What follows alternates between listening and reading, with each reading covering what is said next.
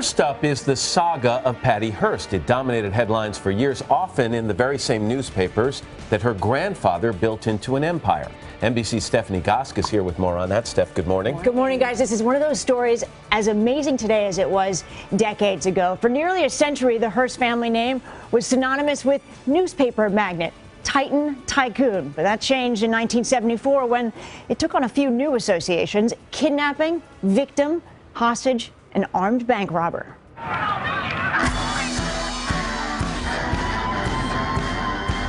The kidnapping, crimes, and conviction of Patty Hearst are a saga as surreal as their era. The 1970s were the craziest times of the 20th century. Political violence, economic disaster with gas lines, political crisis with Watergate. Out of that chaos came the Symbionese Liberation Army, or the SLA, a disorganized but deadly domestic terrorist group of just 8 people who in February 1974 kidnapped 19-year-old Cal Berkeley student Patricia Hearst. In retrospect, I have trouble figuring out what it was that these people wanted, except to be noticed, and that they certainly accomplished. She was the granddaughter of William Randolph Hearst, newspaper tycoon and inspiration for the 1941 film Citizen Kane.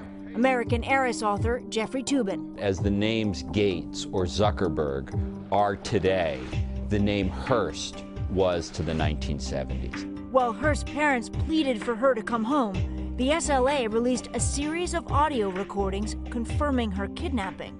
I'm making this tape to let you know that I'm still okay. Just 2 months after her kidnapping, the SLA robbed a San Francisco bank.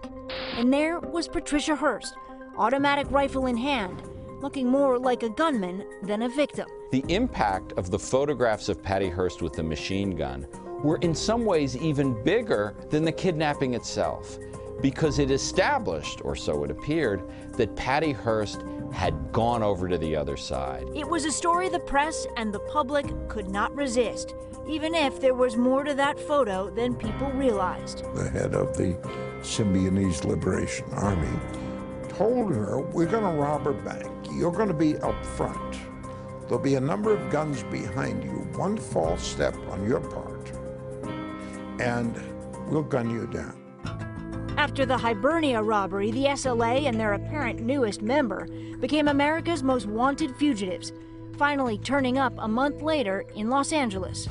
As 2 of her kidnappers get stopped by security at a sporting goods store, Hearst, left alone with car keys and an assault rifle, shot up the building to come to their aid. That was really the moment where she really established that she was really a member of the SLA and no longer a victim. The fallout was immediate. The next day, her other 6 captors were tracked down to a house in South Central LA and killed in a shootout with LAPD. More than a year on the run followed, including another bank robbery in which a mother of 4, Myrna Opsal, was killed while helping her church deposit donations. Hearst drove the getaway car.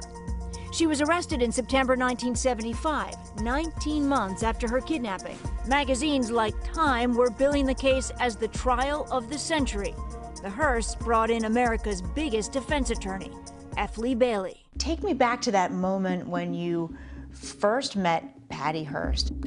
I was talking to a zombie. A case of potential brainwashing that 4 decades later still stands out as wholly unique. In all of our history, there is no case like Patty Hearst.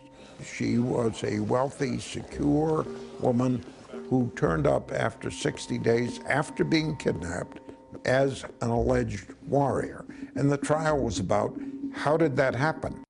Ultimately, the jury convicted Hearst for her role in the Hibernia robbery, sentencing her to 7 years in prison. In some respects, it was a verdict on the young people of the 1970s.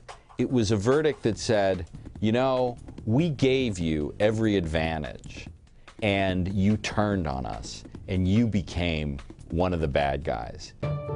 While her surviving kidnappers later served jail time for the death of Myrna Opsal, her sentence was first commuted by President Carter, and she was later pardoned by President Clinton. she wound up living the life for which she was destined. Patty Hearst is a rich lady in the suburbs. She trains show dogs. She has grandchildren. She has a nice, quiet, suburban life. That's all her parents wanted for her. And finally, that's what she got.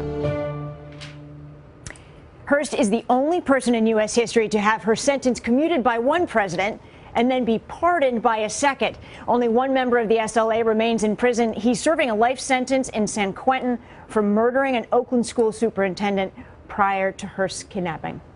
It's fascinating. As you said, the fascination of it holds up after all these There's years. never been a case like it since.